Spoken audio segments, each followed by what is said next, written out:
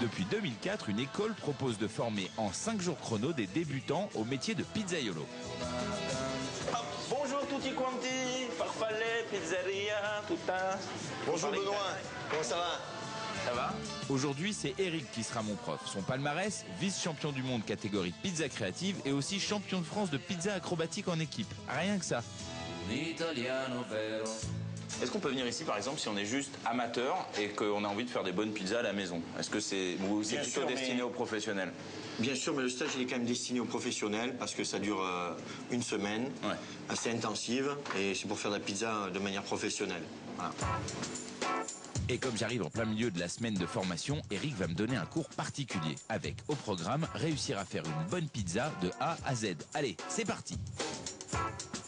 C'est quoi le secret pour faire une bonne pâte à pizza? Déjà, quels sont les ingrédients de la pâte? Ouais, les ingrédients, c'est les ingrédients standards, c'est-à-dire on utilise de la farine, donc la meilleure qualité possible, de l'eau, de la levure, du sel et un petit peu d'huile d'olive. D'accord. Et maintenant, première étape, réussir à disquer la pâte, c'est-à-dire la travailler de façon à lui donner la forme de la future pizza. Et là, le coup de main est important. D'ailleurs, petit secret, pour cet exercice, il faut savoir lire l'heure. Là, tu fais midi, midi 10. Midi, là c'est midi 7, hein, midi 10, moi j'ai... Ouais, midi 7, allez. Tu vas caresser, tu vas amener ta pâte vers là, vers midi 10. Ouais. Et après, tu tournes un petit peu avec tes deux mains. Vas-y. Voilà. Ok, tu reviens à midi.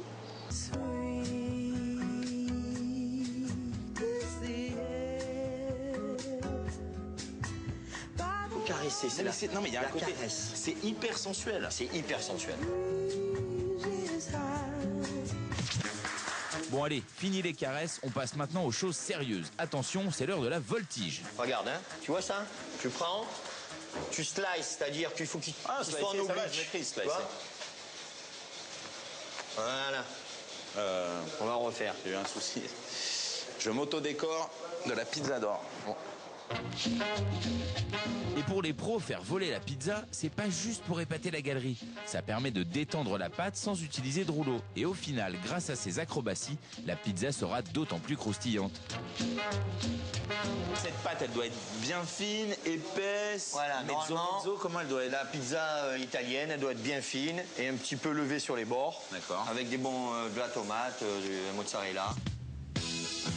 Et justement, maintenant que je maîtrise toutes les techniques de lancer de pâte à pizza, il est temps de passer à la garniture. Avec en premier lieu, la sacro-sainte sauce tomate.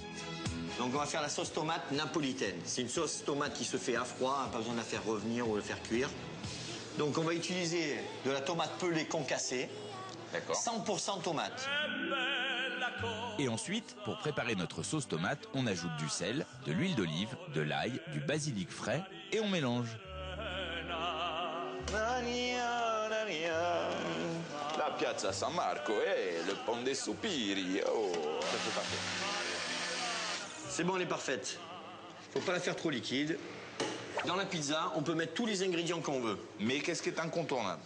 Ce qui est incontournable, c'est qu'il faut qu'elle soit sur un disque rond de pâte. Et après, la base, on peut mettre de la sauce tomate, de la crème fraîche, on peut mettre d'autres produits, de la crème d'artichaut, etc.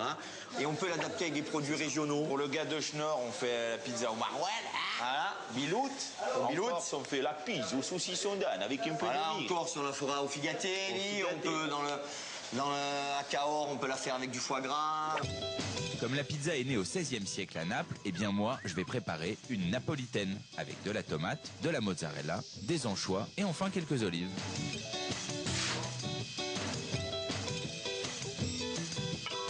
Est-ce qu'on peut faire des bonnes pizzas avec un four maison? Voilà, on peut faire des bonnes pizzas à la maison, mais on peut faire que des pizzas avec une structure de pâte épaisse sur des plaques. Parce que les fours ménagers ne sont pas équipés d'une pierre réfractaire et ils vont pas assez haut en puissance. Pour cuire parfaitement une pizza à pâte fine, comme ma napolitaine, on va utiliser un four très chaud. Autre chose importante, on va la saisir sur un temps très court. Comme ça, au final, elle sera croustillante et moelleuse. J'en salive d'avance. La cuisson, est-ce qu'elle est à peu près pas mal? Elle est bien. Elle est bien parce que ici t'es doré, regarde, sur tes bords. Voilà. Le but du jeu, regarde bien, c'est d'avoir du croustillant là. Tu vois les alvéoles? Et à mon goût, ça manque un tout petit peu d'origan encore. Mais c'est la première. La première. Le problème, c'est qu'on peut jamais dire d'un truc que c'est parfait, sinon on s'interdit toute marge de progression. Exactement. Et comme c'est ta première pizza, Elle est forcément pas top. elle est forcément pas top. Pour mon deuxième essai, je me lance. Je vais faire une création originale, une pizza napolitaine avec calzone incrustée au centre. Une vraie folie. Impeccable, non? Attention verdict, c'est l'heure de la dégustation. C'est original et celle-là on l'a jamais faite ici, hein, mais bravo. Je l'ai trouvée très jolie et appétissante, je la trouve bonne. Maintenant que je vois que personne n'a été malade. Je t'ai quand même fait un beau cadeau, le diplôme de l'école, pour ta superbe pizza. Donc on applaudit Benoît, s'il vous plaît. Merci. Félicitations.